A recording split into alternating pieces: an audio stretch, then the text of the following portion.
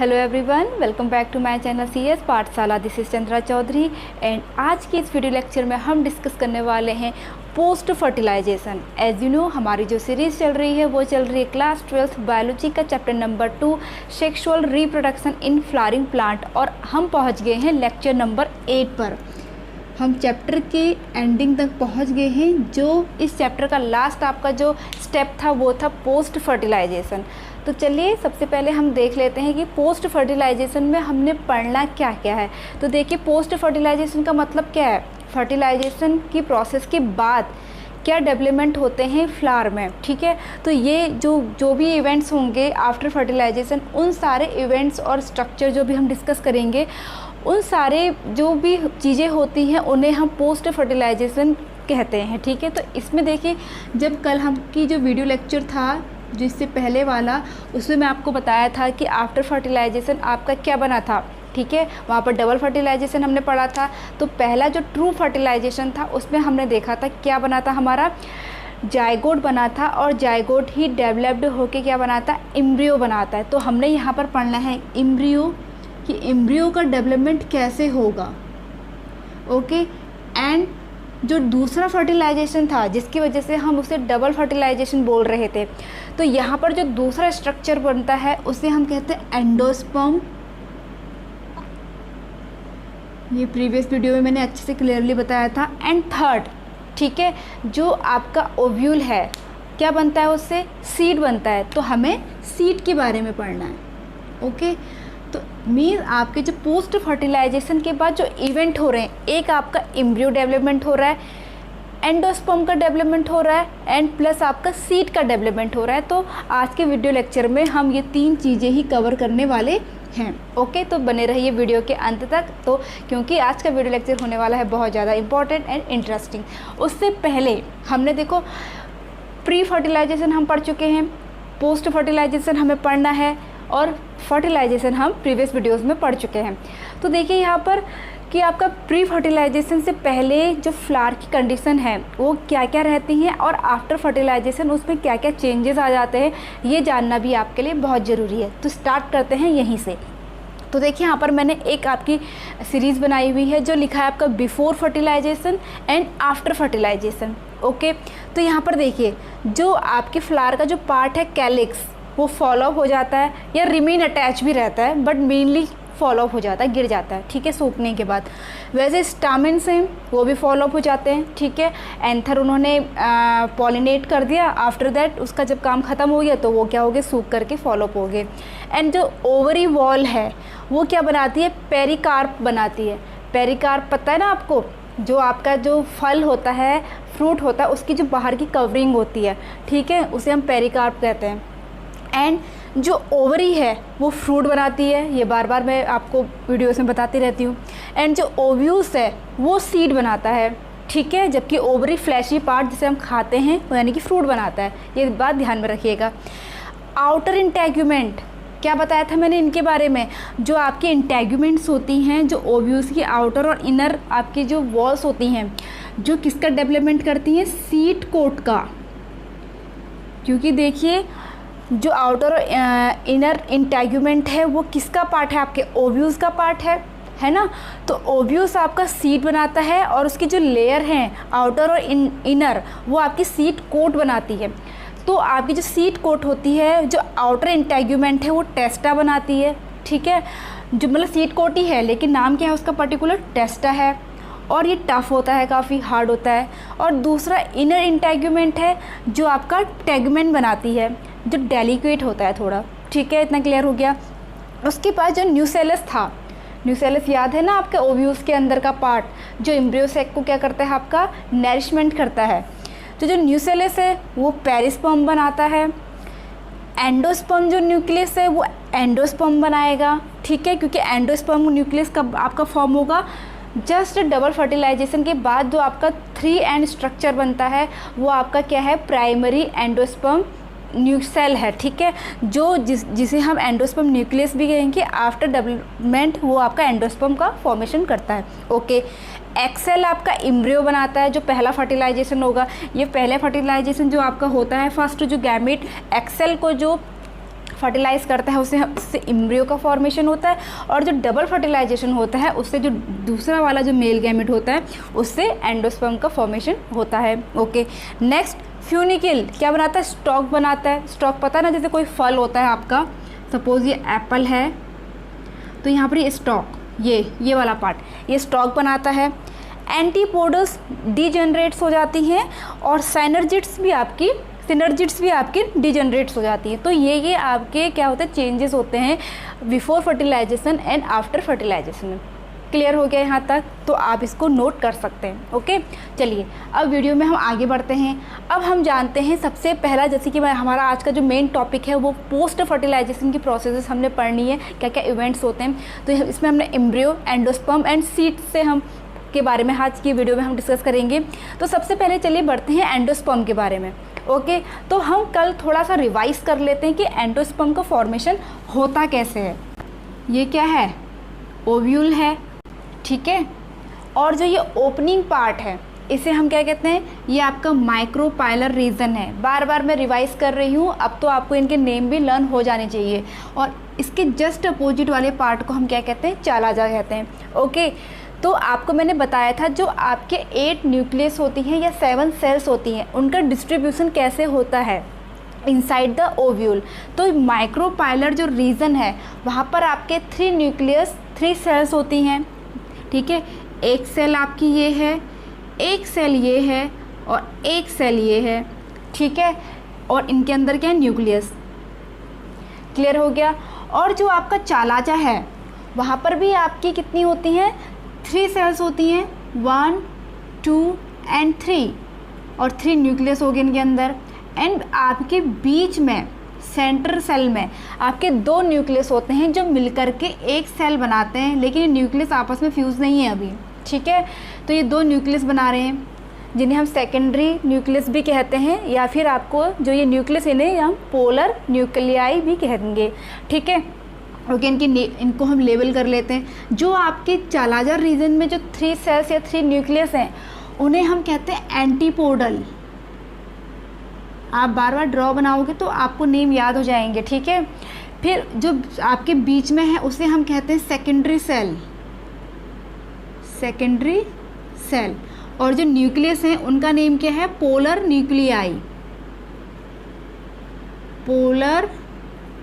Nuclei. Okay, अब यहाँ पर देखो माइक्रोपाइलर रीजन में जो आपका पहला वाला एक्स सेल है, ये मिडिल का, इसे हम एक्स सेल कहते हैं।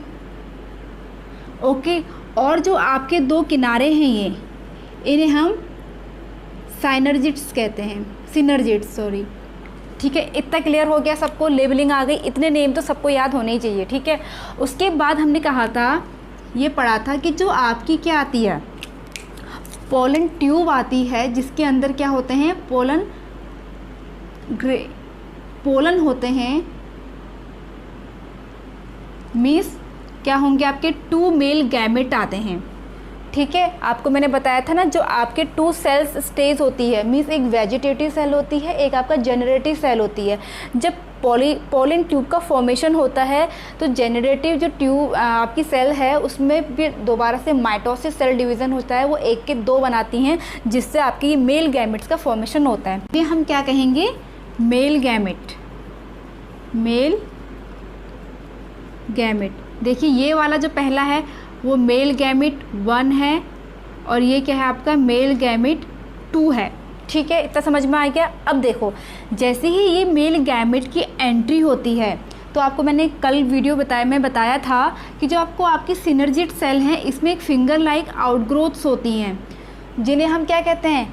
फिलीफॉर्म स्ट्रक्चर या एपरेटस। क्या कहते हैं? Filiform apparatus. ओके, जिसका काम क्या था?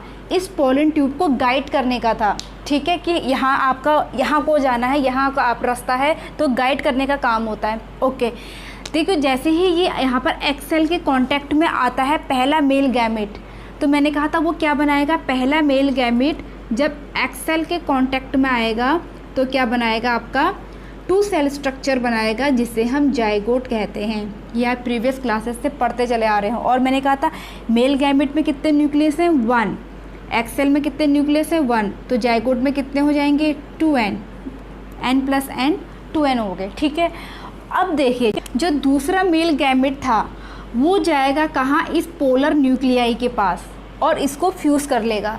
तो पोलर न्यूक्लियाई कितने थे आपके 2 थे, तो मीन्स दूसरी जो यहाँ पर इवेंट होगा 2 पोलर न्यूक्लियाई प्लस जो सेकंड नंबर वाला मेल गैमेट था, उन दोनों मिलकर क्या बनाते हैं यहाँ पर प्राइमरी एंडोस्पर्म सेल। ठीक है, PEC का मतलब यहाँ पर है प्राइमरी एंडोस्पर्म सेल, और ये डेवलप्ड होके क्या बनाता है एंडोस्पर्म बनाता है। इतना समझ में आ गया ना। और ये जाइगोट आपका डेवलप्ड होके क्या बनाता है एम्ब्रियो बनाता है। इतना समझ में आ गया, ये एक्सेल आपका एम्ब्रियो बना रहा है और पोलर न्यूक्लियाई में दूसरा मेल गैमेट फ्यूज़ होकर के PEC means primary endosperm cell बना रहा है, जो आपका बाद में डेवलप्ड होकर एंडोस्पर्म बनाता है। तो ये आपका रिवीजन हो गया इन जो प्रीवियस वीडियो में मैंने आपको पढ़ाया था। चलिए अब आगे बढ़ते हैं। अब हम सबसे पहले बात करते हैं एंडोस्पर्म की, उसके बाद हम एम्ब्रियो की बात करेंगे, आफ्टर दैट हम सीड की बात करेंगे। तो सबसे पहले चलिए बात करते हैं हम एंडोस्पर्म की। ठीक है, आपका देखो एंडोस्पर्म का फॉर्मेशन कैसे हो रहा है, ये आपका रिवाइज हो गया है। ओके, आपका जो दूसरा वाला मेल गैमेट था वो आपकी जो सेकेंडरी सेल है जिसमें पोलर न्यूक्लियाई प्रेजेंट हैं, ठीक है, 2 न्यूक्लियस प्रेजेंट है, उसके साथ फ्यूज़ होके क्या बनाता है प्राइमरी एंडोस्पर्म सेल बनाएगा, जो डेवलप्ड होके एंडोस्पर्म बनाता है। अब यहाँ पर देखिए इसका वर्क क्या होता है। Endosperm development precedes embryo development, तो मीन्स आपका जो एंडोस्पर्म है वो एम्ब्रियो डेवलपमेंट को आगे बढ़ाता है। ठीक है, क्योंकि एंडोस्पर्म इस एम्ब्रियो को क्या करता है नैरिश करता है। अब देखिए कैसे PEC, ये मैंने आपको बताया था ना PEC divides repeatedly and form a 3N endosperm tissue. जो आपका ये बना 3N है ना, देखो पोलर न्यूक्लियाई कितने थे, इसमें कितने न्यूक्लियस थे 2 न्यूक्लियस थे, इसके पास 1 न्यूक्लियस था, तो ये दोनों मिलकर क्या बन गए 3N। तो आपका जो एंडोस्पर्म होता है वो 3N स्ट्रक्चर होता है। ठीक है, तो यहाँ पर 3N स्ट्रक्चर आपका बना है, एंडोस्पर्म टिश्यू बना है। फिर नेक्स्ट पॉइंट क्या है देखिए, the cell of this tissue are filled with reserve food material and used for the nutrition of developing embryo.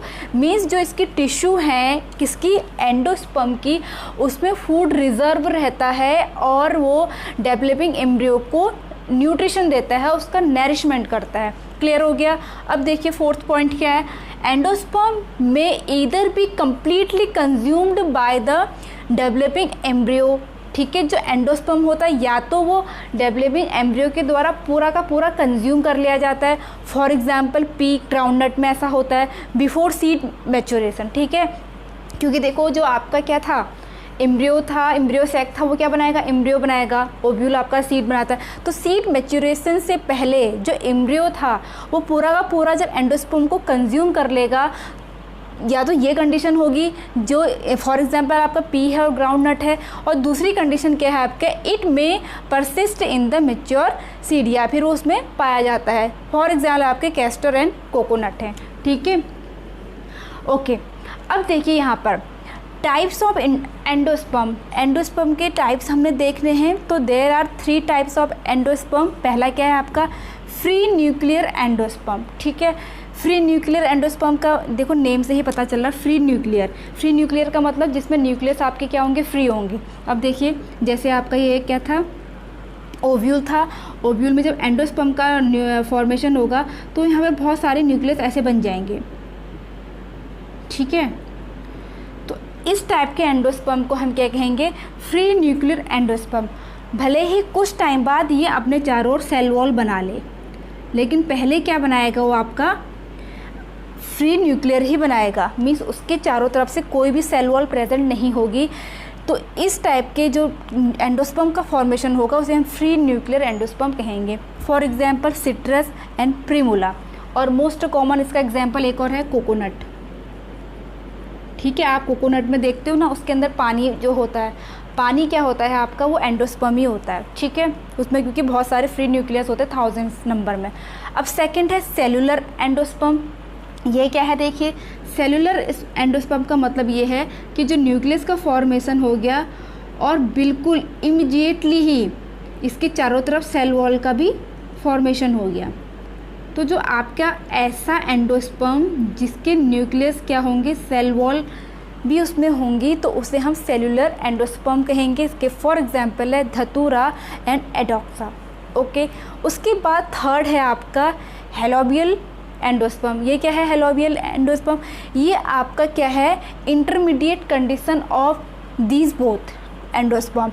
आपकी जो फ्री न्यूक्लियर एंडोस्पर्म है एंड सेलुलर जो एंडोस्पर्म, इन दोनों की बीच की कंडीशन मीन्स आधा ये आधा ये, ऐसा जब न्यूक्लियस कोई पाया जाएगा, एंडोस्पर्म जो कोई पाया जाएगा, उसे हम क्या कहेंगे, हेलोबियल एंडोस्पर्म कहेंगे। फॉर एग्जांपल अगर मैं ड्रॉ से समझाऊं, सपोज यहाँ आपके फ्री न्यूक्लियस हैं और यहाँ आपके विद सेल वॉल हैं, तो ये क्या है आपका हेलोबियल एंडोस्पर्म है, जिसमें दोनों पाए जा रहे हैं, न्यूक्लियर फ्री न्यूक्लियर भी पाए जा रहे हैं एंड सेलुलर भी पाए जा रहे हैं। ओके, इसका एग्जाम्पल है आपका एस्पोडिलस, ठीक है। तो आई होप आपको एंडोस्पर्म अच्छे से क्लियर हो गया होगा। चलिए अब हम बढ़ते हैं हम अपने सेकंड टॉपिक की ओर, मीन्स एम्ब्रियो की ओर। एम्ब्रियो, तो अब देखते हैं एम्ब्रियो के अंदर जो डेवलपमेंट होता है वो कैसे होता है। और ये तो मैं बता ही चुकी हूँ, जो डेवलपिंग एम्ब्रियो होता है उसको जो नरिशमेंट करने का काम होता है वो होता है एंडोस्पर्म को। सपोज़ ये आपका ओव्यूल है, आपका जो एम्ब्रियो का फॉर्मेशन होता है, अभी हम थोड़ी देर पहले देख चुके हैं, वो माइक्रोपाइलर रीजन में होता है, जबकि आपका जो एंडोस्पर्म होता है वो यहाँ पर होता है। और माइक्रोपाइलर रीजन जो आपका एक्सेल था वो यहाँ पर आपका ये क्या है आपका एम्ब्रियो, ठीक है, डेवलपिंग एम्ब्रियो बनानी है, जबकि ये आपका क्या है एंडोस्पर्म है। ओके, तो देखिए कैसे इसका डेवलपमेंट होगा। Embryo develops a micropylar end of the embryo sac where zygote is situated, ठीक है जी। और इस प्रोसेस को मीन्स आपके डेवलपिंग एम्ब्रियो जो है, ठीक है, उसकी जो प्रोसेस है उस प्रोसेस को हम एम्ब्रियोजेनी कहते हैं। क्या कहते हैं, एम्ब्रियोजेनी कहते हैं। तो देखिए अब नेक्स्ट क्या है, early stages of embryo development are similar in both monocot and dicot. जो आपके मोनोकॉट्स और डाइकॉट्स होते हैं, मोनोकॉट्स मतलब जिसमें कॉटिलेडन्स के नंबर कितने होते हैं, ओनली 1, और जो आपके डाइकॉट्स होते हैं वो क्या होते हैं, जिसमें कॉटिलेडन्स कितने होते हैं, 2 होते हैं।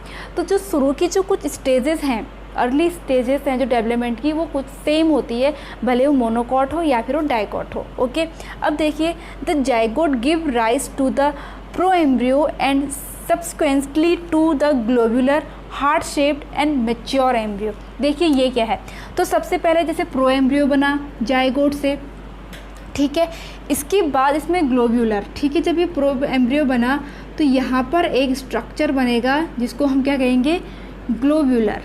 ये क्या है आपका ग्लोब्यूलर। ओके, जब ग्लोब्यूलर बना उसके बाद, क्योंकि मैंने यहाँ पर ये बताया था ना, आपका एंडोस्पर्म थोड़ा ऊपर है, एम्ब्रियो आपका माइक्रोपाइलर रीजन है, ओपनिंग वाले जो पार्ट है वहाँ पर है, तो यहाँ पर इससे नरिशमेंट लेने के लिए इस एम्ब्रियो को इसके पास पहुँच रहा है। तो ये क्या करता है, यहाँ पर जो लीनियर फॉर्म में जो स्ट्रक्चर हुआ है उसका फॉर्मेशन होगा, और ये ग्लोब्यूलर बाद में किस में कन्वर्ट हो जाएगा, थोड़ा सा और बड़ा होके हार्ट शेप में कन्वर्ट हो जाता है, ठीक है। और हार्ट शेप में जब कन्वर्ट हो गया, जैसे यहाँ पर देखो लिखा है कि ग्लोब्यूलर बना पहले, फिर उसके बाद हार्ट शेप्ड बना, उसके बाद वो मैच्योर एम्ब्रियो में फॉर्म्ड हो जाएगा। ओके, तो जो यहाँ पर इतनी प्रोसेस थी, क्या क्या थी, प्रो एम्ब्रियो बना, ग्लोब्यूलर बना, हार्ट शेप्ड बना और मैच्योर एम्ब्रियो बना, वो मोनोकॉटिलेडन्स एंड डाइकॉटिलेडन्स जो प्लांट होते हैं उनमें यहाँ तक की प्रोसेस सेम होगी। जब ये लीनियर पोजीशन इसलिए ताकि वो एंडोस्पर्म तक पहुँच सके और उसे नरिशमेंट ले सके। ओके, और कभी कभी देखिए ऐसा होता है, अभी थोड़ी देर पहले जब हमने एंडोस्पर्म के बारे में पढ़ा था कि कुछ आपके एम्ब्रियो ऐसे होते हैं किसी प्लांट्स के जो पूरा का पूरा एंडोस्पर्म को कंज्यूम कर लेते हैं, ठीक है। और आपको पता ऊपर यहाँ पर क्या होती है, एंटीपोडल सेल्स होती हैं, तो कभी कभी एंडोस्पर्म से भी वो नरिशमेंट लेने के बाद इन एंटीपोडल से वो नरिशमेंट लेता है, ठीक है। बाद में ये एंटीबॉडीज जो सेल्स है वो क्या हो जाती है, डीजनरेट्स हो जाती हैं। Okay, moving ahead. अब हम देखो, जैसे कि अभी हमने इतना तो डिस्कस कर लिया कि इतनी जो पोर्शन है वो आपका दोनों में सेम होगा। अब इससे आगे को क्या होगा, तो एम्ब्रियोजेनी इन डाइकॉट्स। तो देखिए, dicot embryo consist of an embryonal axis and 2 cotyledons. ठीक है, ये एम्ब्रियोनल एक्सिस है, ये 2 कॉटिलेडन्स है, 1 2। ठीक है, कॉटिलेडन्स का मतलब सब समझ रहे हैं ना, जब हम किसी सीड में से उसका सीड कोट रिमूव कर देते हैं तो 2 पार्ट्स उसमें डिवाइडेड हो जाता है। जैसे आपका सपोज़ आपका ग्राम है, चना है, चने का आप जब देखोगे कॉटिलेडन्स हटा के देखना, या आपकी जो राजमा होती हैं उनको 2 कॉटिलेडन्स होते हैं उसमें, तो वही चीज़। ठीक है, तो 2 कॉटिलेडन्स होंगे उसमें। फिर ठीक नेक्स्ट है the portion of embryonal axis above the cotyledons is epicotyl which terminates with the plumule और स्टेम टिप। जो आपका ये एम्ब्रियोनल आपका जो एक्सिस है, इससे अबव वाला पार्ट, ठीक है, जहाँ से कॉटिलेडन्स आपके बने हुए हैं, वो पार्ट आपका क्या कहलाता है, एपिकोटाइल कहलाता है, जो बाद में आपका प्लूमुल में टर्मिनेट हो जाता है। ठीक है, प्लूमुल सभी को पता है ना, प्लूमुल क्या होता है आपके, एक प्लूमुल होता है, एक आपका रेडिकल होता है। प्लूमुल क्या बनाता है आपका प्लांट्स का एबव पार्ट बनाता है, जो ग्राउंड से एबव वाला पार्ट होता है किसी भी प्लांट का, उस पोर्शन को बनाता है आपका प्लूमुल। ठीक है, फिर नेक्स्ट पॉइंट है the cylindrical portion below the cotyledons is hypocotyl that terminates in the radicle और root tip covered with the root cap. Means जो आपका ये आपका हॉलो जो पार्ट है, ये कॉटिलेडन से नीचे वाला ये, ठीक है, ये क्या है आपका हाइपोकोटाइल है। ठीक है, जो टर्मिनेट्स होता है radicle and root cap.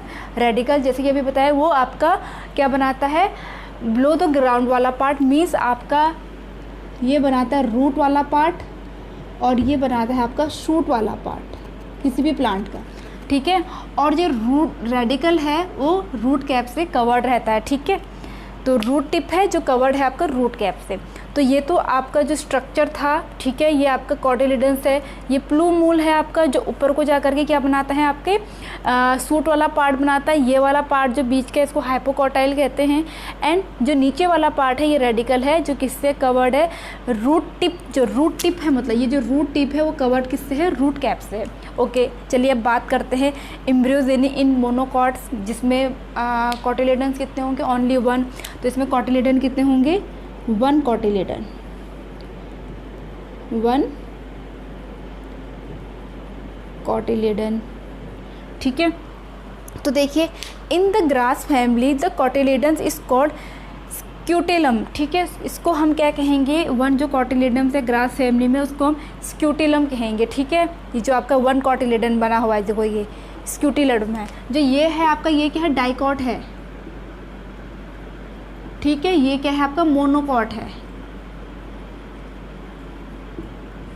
Okay, scutellum कहेंगे किसमें, ग्रास फैमिली में। फिर नेक्स्ट है आपका कहाँ पर सिचुएटेड रहता है, ये एम्ब्रियोनल एक्सिस के एबव, ये एम्ब्रियोनल एक्सिस जो है उसके एबव वाले पार्ट में वो रहता है आपका सिचुएटेड। इसके बाद हमारा सेकंड पॉइंट है at the lower and radical and suit cap enclosed in an undifferentiated set called coleorhiza. आप ड्रॉ में आप साफ साफ देख पा रहे होंगे, जो कोलियोराइजा है वो रेडिकल और रूट कैप से नीचे है, उसको कवर करके रखा हुआ है, जो अनडिफरेंशिएट है। ठीक है, उसके बाद नेक्स्ट पॉइंट है हमारा the part of axis above the level of attachment of scutellum is called epicotyl. ठीक है, इस वाले पार्ट को यहाँ पर हम क्या कहते हैं, जो अटैचमेंट है आपका स्क्यूटेलम से, उसको हम एपिकोटाइल कहते हैं। Shoot apex and leaf primordia are enclosed in coleoptile. देखो कोलियोप्टाइल आपका जो ये सूट अपेक्स है यहाँ पर ये, ठीक है, यहाँ पर एक स्ट्रक्चर और होगा जिसे हम प्रीमोर्डिया कहेंगे, वो आपका किससे कवर्ड है, ठीक है, इनक्लोज है, कवर है, कोलियोप्टाइल से आपका ये कवर्ड है, जिससे ये दूसरे कॉटिलेडन को नहीं होने देता। तभी तो सिंगल मोनोकॉट है, यहाँ पर एक ही कॉटिलेडन का फॉर्मेशन हो पाता, लेकिन कोलियोप्टाइल जो है वो दूसरे कॉटिलेडन का फॉर्मेशन नहीं होने देता। ठीक है, तो ये आपका स्ट्रक्चर किसका हो गया, मोनोकॉट का। तो यहाँ पर तो हमारी बात हो गई किसकी, एम्ब्रियोजेनेसिस की, कि कैसे एम्ब्रियोजेनेसिस का डेवलपमेंट होगा, एंड डाइकॉट में कैसे होगा, मोनोकॉट्स में कैसे होगा, दोनों में क्या क्या चीज़ें सिमिलर होती हैं। तो ये आप लोगों ने सीख लिया। चलिए अब हम आज की वीडियो में लास्ट टॉपिक पर पढ़ते हैं, जो हमारा है सीड। अब सीड के बारे में भी हम जान लेते हैं, जिसका फॉर्मेशन किससे होता है, ओव्यूल से होता है। तो first point is it is the final product of sexual reproduction. Sexual reproduction का जो फाइनल प्रोडक्ट होता है वो क्या होता है, सीड होता है। अब सेकंड पॉइंट है it is consist of seed coat, cotyledons and embryo axis. इन तीनों से मिलकर के ये बना होता है, ठीक है। जैसे आपका बीच में एम्ब्रियो है, इसमें आपके 2 कॉटिलिडन्स है, 1 कॉटिलिडन्स भी हो सकता है, और इसके बाहर की जो कवरिंग होती है उसे हम क्या कहते हैं, सीड कोट कहते हैं। और सीड कोट का फॉर्मेशन कैसे होता है, आपके इनर और आउटर इंटेगुमेंट से होता है। मैं बार बार रिपीट कर रही हूँ, ठीक है। फिर थर्ड पॉइंट है embryo generally thick and swollen due to the storage of reserve food. Generally means प्रायः होगा, हर बार नहीं होगा, जर्नली होगा कि आपका जो एम्ब्रियो होता है वो थिक और सोलोवन मीन्स थोड़ा सा फूला हुआ और मोटा होता है। और क्यों, क्योंकि उसमें स्टोरेज ऑफ रिजर्व फूड होता है, इसलिए, ठीक है।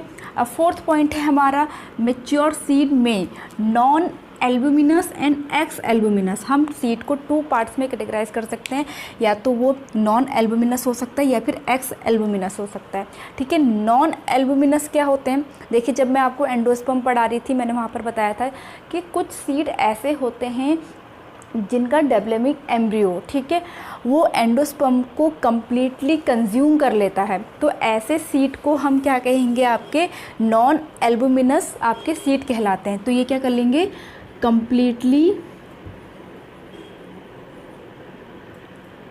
ठीक है, कंज्यूम एंडोस्पर्म। ओके, तो फॉर एग्जांपल हैं इसके आपके पी, ठीक है, ग्राउंड नट,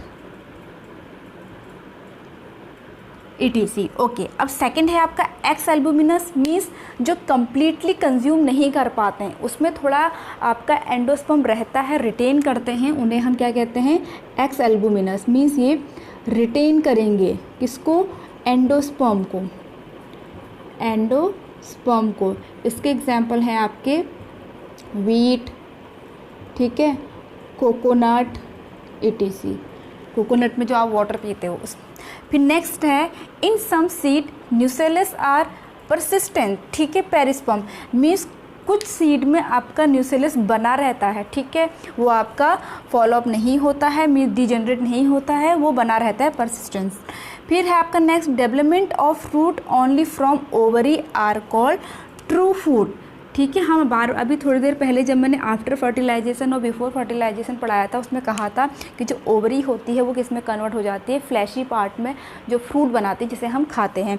लेकिन ऐसा ज़रूरी नहीं होता है, ठीक है, फ्रूट का फॉर्मेशन अदर पार्ट से भी हो सकता है, लेकिन ऐसा फ्रूट जिसका फॉर्मेशन ओनली ओवरी से होगा उसे हम क्या कहेंगे, ट्रू फ्रूट कहेंगे, ठीक है। इसका एग्जाम्पल है आपका फॉर एग्जाम्पल मैंगो। ओके, अब सेकंड है देखो, where as development of fruit from thalamus are called false fruit. यानी मीन्स आपका अगर फ्रूट का फॉर्मेशन ओवरी को छोड़ के किसी और पार्ट से हो रहा है, जैसे थैलेमस से हो रहा है, तो उसे हम क्या कहते हैं, फॉल्स फ्रूट कहते हैं। जैसे आपका क्या है, फॉर एग्जाम्पल एप्पल, स्ट्रॉबेरी, ठीक है, ये क्या है आपके एग्जाम्पल ऑफ फॉल्स फ्रूट के हैं। जैसे एप्पल होता है आपका, ये आपका एप्पल होता है, ये फ्लैशी पार्ट होता है, ठीक है, तो ये तो यहाँ पर तो आपके सीड होंगे, ये जो फ्लैशी पार्ट है जिसे आप खाते हो वो थैलेमस होता है, ना कि ओवरी। ओके, अब लास्ट पॉइंट है हमारा development of fruit without fertilisation are called parthenocarpic fruit. Means आपके ऐसे फ्रूट जो बिना फर्टिलाइजेशन के ही जिसका फॉर्मेशन होता है उसे हम पार्थेनोकार्पिक फ्रूट कहते हैं, ठीक है। हमने जो चैप्टर नंबर 1 है उसमें भी हमने पढ़ा था कि कुछ ऐसे आपके प्लांट होते हैं जिसमें बिना फर्टिलाइजेशन के ही सीड का फॉर्मेशन हो जाता है, ठीक है, जिसको हम पार्थेनोजेनेसिस कहते हैं, अगर आपको याद होगा। तो ऐसे फ्रूट को हम पार्थेनोकार्पिक फ्रूट कहेंगे। इसका एग्जाम्पल है आपका बनाना। ओके, तो हमने सीड के जो मेन पॉइंट्स है वो भी कवर कर लिए हैं। आई होप आज का ये वीडियो लेक्चर आप लोगों को अच्छा लगा हो। अगर अच्छा लगा हो तो please hit the like, leave the comment and subscribe to my channel and press the bell icon. And मैं मिलूंगी अपनी नेक्स्ट वीडियो के साथ, तब तक के लिए स्टे ट्यून, बाय बाय।